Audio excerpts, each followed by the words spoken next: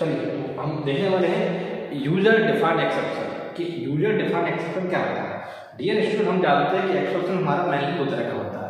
एक होता है हमारा इनबिल्ट एक्सेप्शन जो ऑलरेडी हमारी लैंग्वेज के पास रहता है, ठीक है।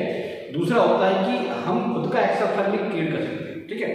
तो यूजर डिफाइंड एक्सेप्शन बनाने के लिए हम लोग क्या करते हैं कि सबसे पहले हम लोग क्या करते हैं कि हम लोग 3 स्टेप्स को फॉलो करते हैं, ठीक है। तो a programmer can create one exception called user defined exception. अगर प्रोग्रामर खुद का एक्सेप्शन क्रिएट करता है तो उसको बोलते हैं हम लोग यूजर डिफाइंड एक्सेप्शन, ठीक है।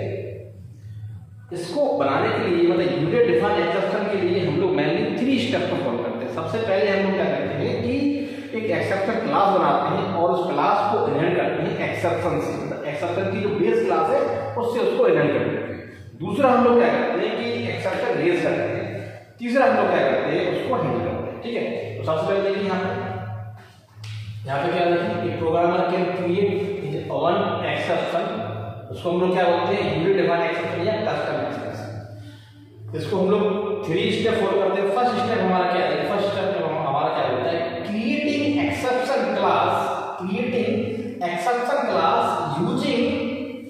Exception class as a base class.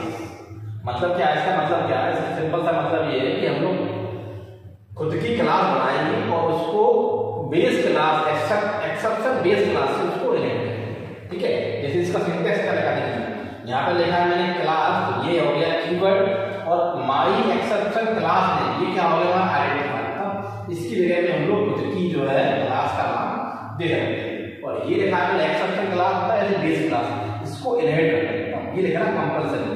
और जब भी हम लोग यूजर डिफाइंड एक्सेप्शन बनाते हैं इस बेस क्लास को हम इनहेरिट करते हैं, ठीक है।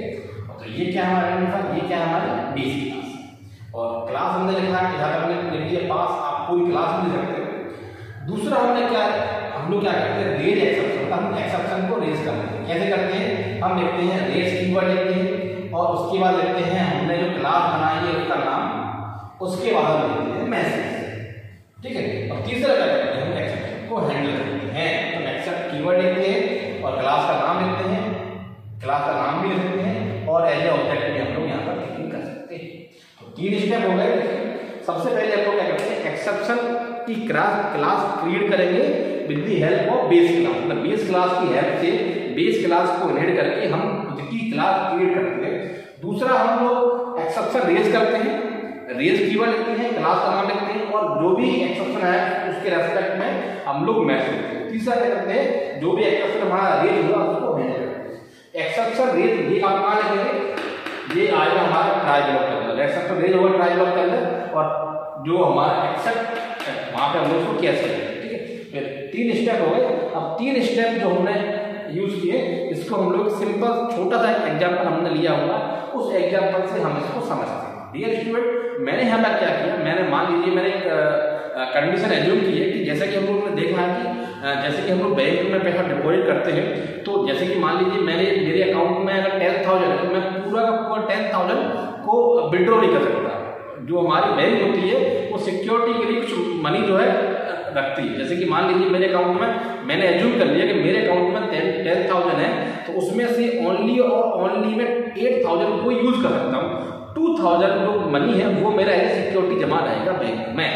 तो देखिए मैंने प्रोग्राम क्या बनाया है कि भाई मैंने प्रोग्राम इस तरह का बनाया है, मान लीजिए मेरे पास एक बैंक है तो मैंने बनाया है कि जिसके अकाउंट में मिनिमम बैलेंस कितना होना चाहिए, 2,000 होना ही होना चाहिए। मतलब 2,000 से अगर कम बैलेंस होता है तुरंत उसको मैं एक मैसेज दूं कि इनसफिशिएंट बैलेंस, इस तरह का मैंने कुछ मैं बनाना चाहता हूँ, ठीक है। चलिए तो सबसे पहले मैंने क्या बनाया भाई, मैंने लिखा क्लास कीवर्ड और मैंने अपनी क्लास का नाम क्या दिया है बैलेंस एक्सेप्शन एरर। ये मेरी क्लास का नाम है जिसको मैं इनहेरिट किया हुआ है एक्सेप्शन क्लास। तो मैंने क्या लिखा है क्लास बैलेंस एक्सेप्शन और इसको इनहेरिट किया है एक्सेप्शन क्लास और मैंने कर दिया हमारे पास मेरा स्टेप नंबर 1 ये मैंने बनाया। दूसरा देखिए अब मैंने यहाँ पर क्या किया, मैंने एक मेथड लिखा है डेफ। आप जानते हैं पाइथन के अंदर डेफ कीवर्ड से हम क्या लिखते हैं फंक्शन लिखते हैं। ये मेरा क्या है नेम ऑफ फंक्शन, ये मेरा क्या है नेम ऑफ फंक्शन है। अब देखिए मैंने यहाँ पे मनी नाम का क्या है, मनी एक मेरा वेरिएबल है। तो देखिए मनी इसके अंदर वैल्यू क्या है 10,000 है। देखिए विड्रॉ भी क्या है, मेरा एक वेरिएबल है जिसके अंदर वैल्यू नहीं है, 5000 है। ठीक है, अब मैंने यहाँ पे किया बैलेंस, आप जानते हो बैलेंस कैसे निकालेंगे, जो मेरा मनी है उसमें से जो मैंने विड्रॉ किया उसको माइनस करके मेरा क्या है बैलेंस आ जाएगा।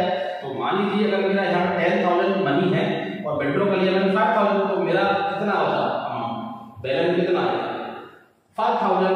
अब मैंने यहाँ पे कंडीशन लगाई है, if balance less than equal to 2,000, मतलब कंडीशन क्या है, कंडीशन मेरी फॉल्स हो गई, कंडीशन मेरी फॉल्स है क्योंकि मेरा तो 5,000 है बैलेंस के अंदर। जब फॉल्स है मेरी कंडीशन तो मेरा ये जो रेंज स्टेटमेंट है ये स्टेटमेंट मेरा एग्जीक्यूट नहीं होगा। मैं यहाँ से कहाँ जब करूँगा प्रिंट, और मैं यहाँ प्रिंट करूँगा बैलेंस, और मेरा आउटपुट में क्या आ जाएगा, आउटपुट में आ जाएगा मेरा 5,000। देखिए ये मैंने लिखा यहाँ, सबसे पहले देखो मैं यहाँ पे आया, यहाँ ट्राई के अंदर मैंने इसको क्या लिखा चेक बैलेंस, यहाँ से मैंने इसको कॉल किया, ये फंक्शन मेरा चला, और यहाँ पर चलने के बाद अभी मेरा कोई भी एक्सेप्शन नहीं आएगा, तो यहाँ मैं क्या प्रिंट कर दूंगा 5,000 हो जाएगा मेरा यहाँ। ठीक है, अब देखिए अब दूसरी बार मैंने फिर से इसको कॉल किया, फिर से किया, मैंने वैल्यू चेंज कर दिया, मैंने यहाँ पे कर दिया 9,000 कर दिया, यहाँ किया मैंने इसको चलाया, यहाँ पे आया, यहाँ पे आया। अब देखिए यहाँ पे क्या बचा, बैलेंस मेरा 1,000 बचा, यहाँ पे आया।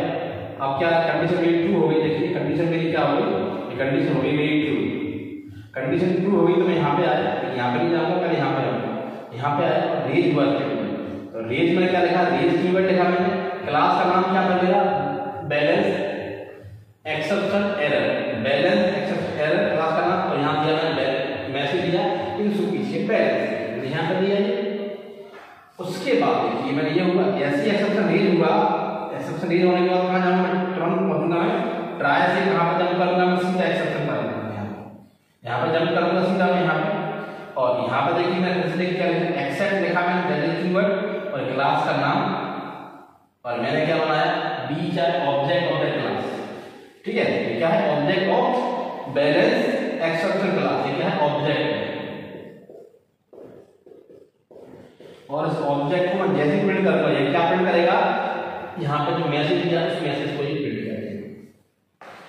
ठीक है, तो जब भी बैलेंस अगर 2,000 से कम होगा तो ही मेरे पास ये एक्सेप्शन डेबिट एक्सेप्शन यहाँ पे रेज होगा, और यहाँ पर जैसे एक्सेप्शन रेज हुआ तुरंत ये किसको ये हैंडल करेगा, कौन सा मेरा एक्सेप्शन ये हैंडल करेगा, और यहाँ पर इसको मैसेज आएगा। तो जब भी मैं इस तरह का कोई कोड लिखता हूँ, जब जैसे मेरा एक्सेप्शन मैंने क्या किया, एक्सेप्शन खुद से रेज किया, यूजर डिफाइंड एक्सेप्शन का मतलब क्या है कि एक्सेप्शन मैंने खुद ने रेज किया और खुद ने इसको हैंडल किया। ठीक है, तो ये था मेरा यूजर डिफाइंड एक्सेप्शन, जिसे मैंने मैंने 3 स्टेप्स को फॉलो किया है, एक्सेप्शन क्लास बनाया, एक्सेप्शन को रेज किया और उसको हैंडल किया। सिंपल से एग्जांपल से हमने इसको समझ लिया। Thank you very much.